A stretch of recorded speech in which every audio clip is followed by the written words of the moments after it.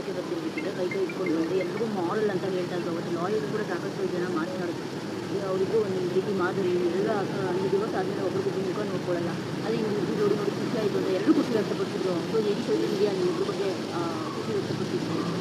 So ಅವತ್ತು ಏನೂ ಗೊತ್ತಾಗಿರಲ್ಲ ನಿಮಗೆ. ಬಟ್ ಇವತ್ತು ನೋಡಿದಾಗ ಸಿಚುವೇಶನ್ ಕಂಪ್ಲೀಟ್ಲಿ ಚೇಂಜ್ ಇದೆ. ಅಂದರೆ ನಿಮ್ಮ ಇದರಲ್ಲಿ ಎಲ್ಲೂ ಕೂಡ ನಾಟಕ ಕಾಣಿಸ್ತಿಲ್ಲ. ಅಂದರೆ ಅದು ಸಿನಿಮಾ ಅಂದರೆ ಆ್ಯಕ್ಟಿಂಗ್ ಕಾಣಿಸ್ತಿಲ್ಲ, ಎಲ್ಲ ಒರಿಜಿನಲ್ ಆಗಿ ಆ್ಯಕ್ಟ್ ಮಾಡ್ತಿದ್ದಾರೆ ಅಂತ ಅನ್ನಿಸ್ತು. ಮೇ ಬಿ ಅವತ್ತು ಗೊತ್ತಾಗದೇ ಇರೋದು ಇವತ್ತು ಗೊತ್ತಾಗ್ತಿದೆ ಅಂತ ಅನಿಸುತ್ತೆ.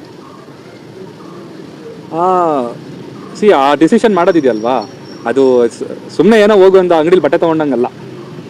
ಸೊ ನಮ್ಮ ಲೈಫ್ನ ನಾವು ತುಂಬ ಕುತ್ಕೊಂಡು ಅನಲೈಸ್ ಮಾಡಿ ಸಾಕಷ್ಟು ತಿಂಗಳುಗಳ ಕಾಲ ಅದ್ರ ಬಗ್ಗೆ ಡೀಪಾಗಿ ಮಾತಾಡಿ ನಾವು ಸಪ್ರೇಟ್ ಆದರೆ ಹೇಗಿರುತ್ತೆ ಅನ್ನೋದ್ರ ಬಗ್ಗೆ ನಾವು ತುಂಬ ಡಿಸ್ಕಸ್ ಮಾಡಿದ್ದೀವಿ. ಡಿಸ್ಕಸ್ ಮಾಡಿ ಒಂದು ಡಿಸಿಷನಿಗೆ ಬಂದಿದ್ದು. ಇಟ್ ವಾಸ್ ನಾಟ್ ಲೈಕ್ ನಂಗೆ ಬೇಡ ಅಂತ ಅಂದ್ಬಿಟ್ಟು ಮಾಡಿರುವಂಥದ್ದಲ್ಲ. ತುಂಬ ಯೋಚನೆ ಮಾಡಿರುವಂಥದ್ದು ಅದು. ಬಿಕಾಸ್ ಅವ್ರಿಗೂ ಒಂದು ಲೈಫಲ್ಲಿ ಏನೋ ಸಾಧನೆ ಮಾಡಬೇಕು ಅನ್ನೋದು ಅವ್ರ ಲೈಫಲ್ಲೂ ಇದೆ, ನನಗೂ ಏನೋ ಸಾಧನೆ ಮಾಡಬೇಕು ಅನ್ನೋದು ಲೈಫಲ್ಲಿದೆ. ಸೊ ಎಲ್ಲೋ ಒಂದು ಕಡೆ ಒಟ್ಟಿಗೆ ಇದ್ದಾಗ ಅದಕ್ಕೆ ಅಡಚಣೆಗಳಾಗ್ತಿತ್ತು ಅನ್ನೋ ಒಂದು ಕಾರಣಕ್ಕೋಸ್ಕರ ಮಾತ್ರ ನಾವು ಸಪ್ರೇಟ್ ಆಗಿದ್ದು. ಸೊ ಅವರು ಜೀವನದಲ್ಲಿ ಮುಂದೆ ಬಂದರೆ ನಾನೇ ಫಸ್ಟು ಜಾಸ್ತಿ ಖುಷಿ ಪಡೋದು ನಾನೇ. ಸೊ ಹಾಗಾಗಿ ನಾವು ತೊಗೊಂಡಿರೋ ಡಿಸಿಷನ್ ಕರೆಕ್ಟ್ ಆಗೈತೆ. ಇವಾಗಿನ ಸಿಚುವೇಶನ್ ಬೇರೆ, ಇವಾಗಿನ ಸಿಚುವೇಶನ್ ಬೇರೆ. ಎಷ್ಟೋ ಇಂಡಸ್ಟ್ರಿಯಲ್ಲಿ ನೋಡಿದ್ದೀವಿ, ಅಂದರೆ ಡಿವೋರ್ಸ್ ಆಗಿರುವಂಥ ಕಪ್ಪಲ್ ಮತ್ತೆ ಒಂದಾಗಿದ್ದಾರೆ. ಸೊ ನಿಮಗೆ ಅನಿಸಿದ್ಯಾ ಮಿಸ್ ಮಾಡ್ಕೊಂಡ್ರಿ ಆ ಥರ ನೋಡುವಾಗ ನೀವು ಎಮೋಷನಲ್ ಆದ್ರ?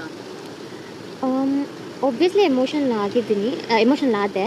ಆ್ಯಂಡ್ ನೀವು ಈ ಥರ ಕ್ವೆಶ್ಚನ್ ಕೇಳಿ ಸ್ವಲ್ಪ ಟ್ರಿಕ್ಕಿ ಆಗಿರುತ್ತೆ. ಯಾಕಂದರೆ ಏನು ಫೀಲೇ ಆಗಲ್ಲ ಅನ್ನೋ ಥರ ಇರಲ್ಲ. ಒಬ್ವಿಯಸ್ಲಿ ಅಷ್ಟು ಇಯರ್ಸ್ ಎಲ್ಲ ಇದ್ಮೇಲೆ ಫೀಲಿಂಗ್ಸ್ ಅನ್ನೋದಂತೂ ಇದ್ದೇ ಇರುತ್ತೆ.